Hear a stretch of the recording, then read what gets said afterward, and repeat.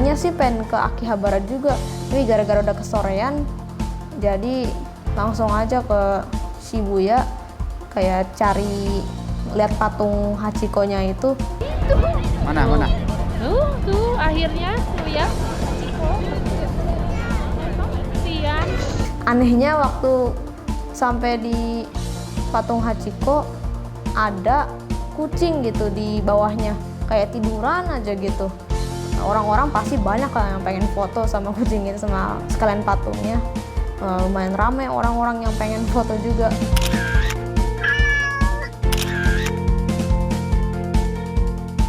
Di dekat patung Hachiko-nya juga itu ada yang tempat populer gitu di Jepang, namanya kayak Shibuya Junction, yang kayak perempatan orang nyebrang yang rame itu. Pokoknya orang-orang di sini juga pengen banyak foto di kayak perempatan itu, tapi sebenarnya bahaya. Orang-orang banyak yang nyebrang, bisa aja saling tabrak gitu waktu mau foto. Ayah bundaku juga nekat tuh foto.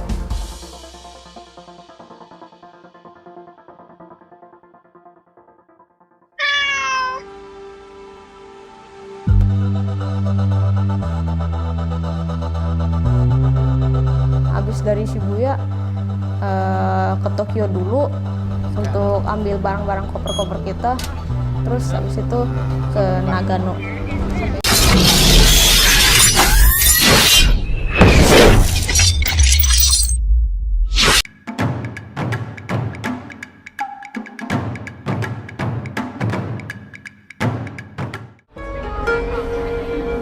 Udah sampai stasiun Tokyo sekarang.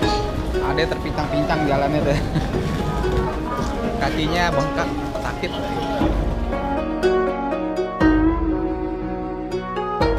Shinkansen lagi. Bisa pakai ini.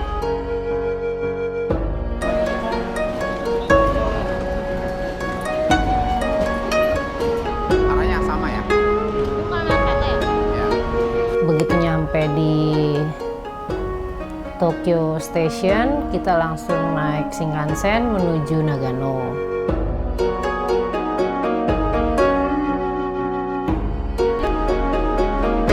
Kira-kira 55 menit. Shinkansennya bagus, seperti standar Shinkansen yang notabene ala pesawat.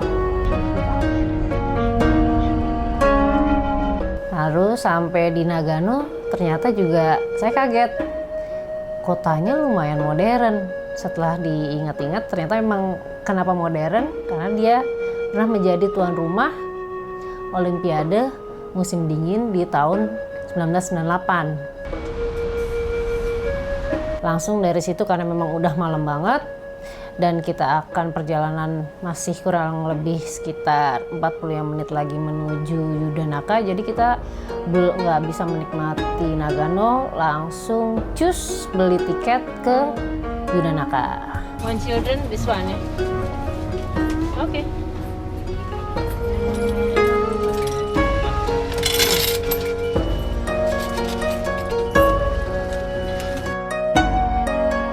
Lalu naik kereta yang rapid limited menuju Yudanaka.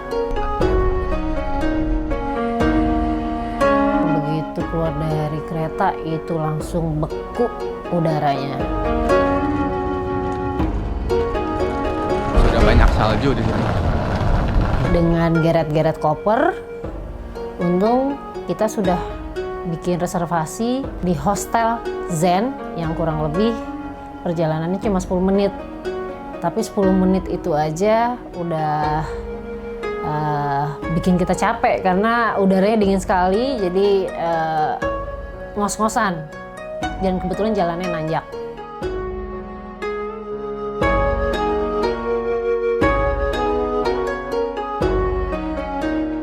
Sampai di Hostel Zen, ya karena kita udah bikin reservasi jadi semuanya lancar, langsung dapat hotel.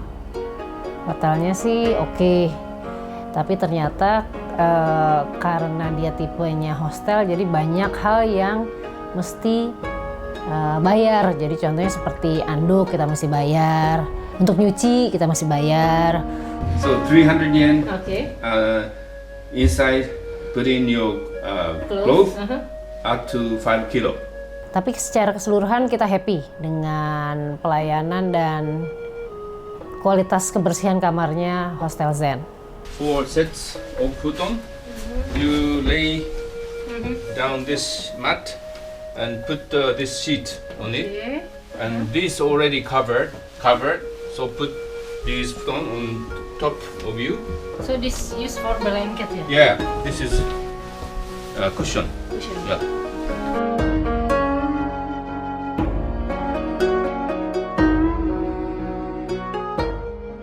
Sekarang mengerti Bunda kenapa harganya mahal. Ya, sesuai dengan yang dikeluarkan.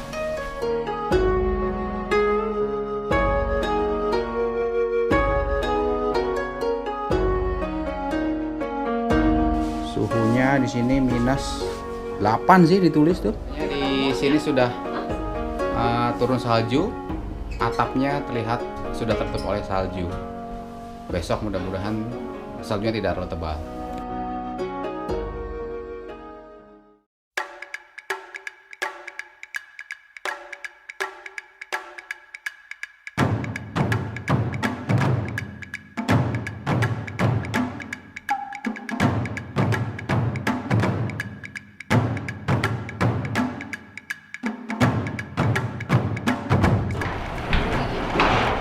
Ngomong sama Pak. Selamat datang di Yudanaka. Yuk, lihat lebih dekat lagi. hari ini rencananya kita mau melihat monyet di Taman Nasional Jugo Kudani, di mana monyet-monyet itu katanya suka berendam di onsen saat salju turun.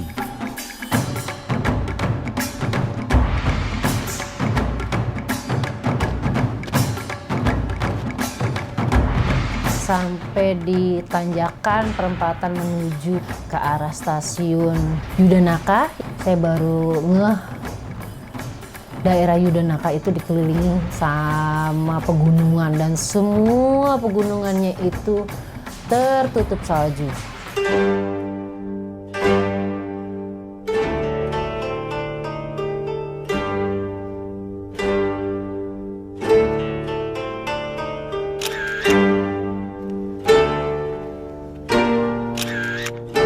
Setelah tanya ke tiket boxnya, dibantu sama ibu-ibu tua, tapi ramah banget. Harga tiket ke Jigo Kudani itu 310 yen per orang. Saat ini 0 derajat Celcius. Naik bus kira-kira 7 menit. Nyampe di pemberhentiannya si Yudanaka. Turun di sini sepertinya.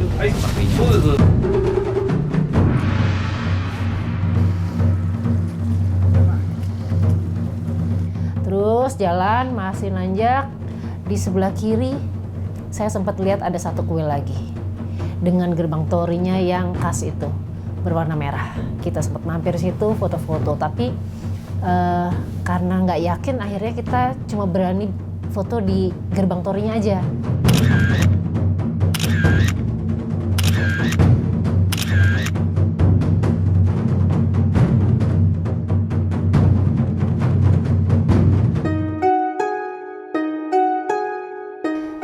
Mulai deh tuh masuk kita ke area hutan menuju ke Jigo Kudaninya itu. Sebelah kiri itu sudah langsung ke arah jurang, tertutup oleh salju dan ada banyak pohon-pohon cemara. Sementara di sebelah kanan itu tebing yang tinggi juga ditutupi oleh salju dan pohon-pohon cemara. Si salju itu kalau udah mulai sering terinjak-injak orang, dia atau mungkin tahap karena di situ udara mulai cerah, matahari, si salju itu mulai meleleh, berubah jadi air. Tumpukan-tumpukan salju yang kena air itu berubah menjadi es. Nah si es itu kalau kita injak itu ternyata licin sekali. Saya nggak tahu. Dari awal dari Jakarta kita udah siap-siap pakai sepatu trekking yang giginya itu bagian bawahnya atau kembang si sepatunya, si sol sepatunya itu tuh lumayan mencengkram. Saya pikir itu bisa lewat di semua medan. Ternyata saya baru tahu di situ untuk jalan di atas es itu ternyata tidak berfungsi tuh si kembang, tetap aja bisa kepleset dan saya beberapa kali terpleset.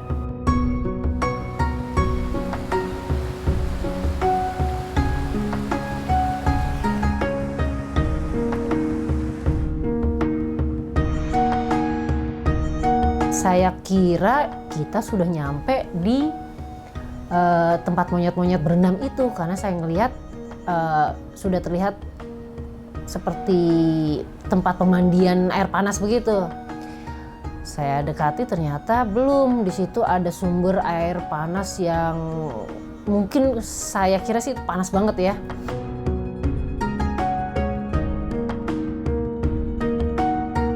Ternyata untuk menuju si monyet-monyet itu saya mesti naik lagi. Waduh, kebayang banget, kasihan banget tuh anak perempuan saya dengan kakinya yang sakit itu. Dia terpaksa akhirnya saya bujuk-bujuk, akhirnya dia mau nerusin jalan. Karena memang tinggal sebentar lagi.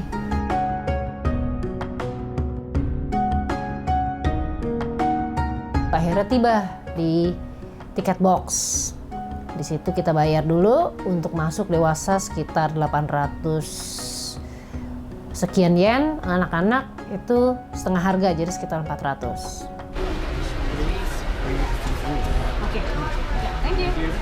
Akhirnya sampai juga, tinggal cari monyetnya. Dari kejauhan saya mulai melihat tuh ada tempat pemandiannya yang penuh dengan monyet-monyet itu. Tanpa nunggu lama-lama lagi, ya udah, saya langsung bersama keluarga menuju tempat itu.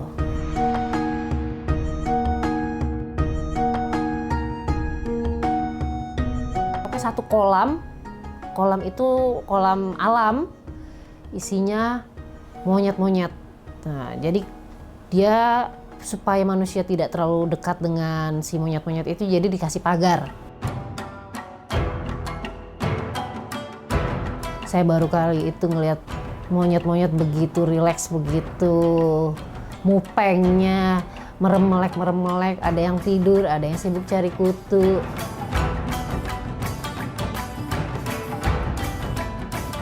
Si monyet itu sebenarnya monyet liar. Jadi di luar dari musim dingin, itu mereka aslinya tinggal di hutan. Sibuk cari makan di hutan. Hanya musim dingin aja mereka mau turun ke si kolam air panas itu.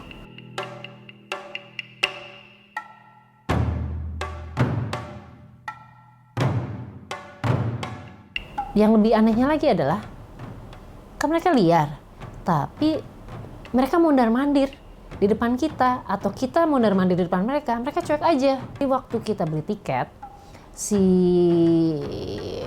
petugasnya itu ngasih tahu, tolong dibaca peraturan di balik tiketnya gitu. Jadi salah satu peraturannya adalah tidak boleh memberikan makanan dalam bentuk apapun kepada monyet-monyet tersebut. Dan memang saya perhatiin tidak ada satupun wisatawan yang mencoba memberikan makan dalam bentuk apapun.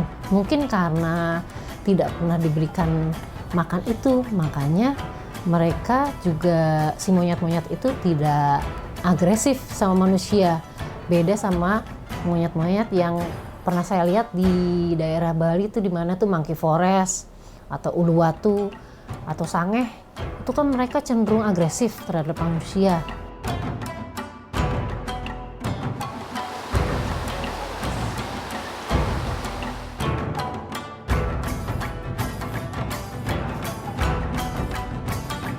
Setelah menghabiskan waktu 3 hari 2 malam Yudanaka Nagano, kami sekeluarga menyimpulkan bahwa Yudanaka dan Jigo Kudani adalah salah satu objek wisata yang sangat direkomendasikan untuk dikunjungi.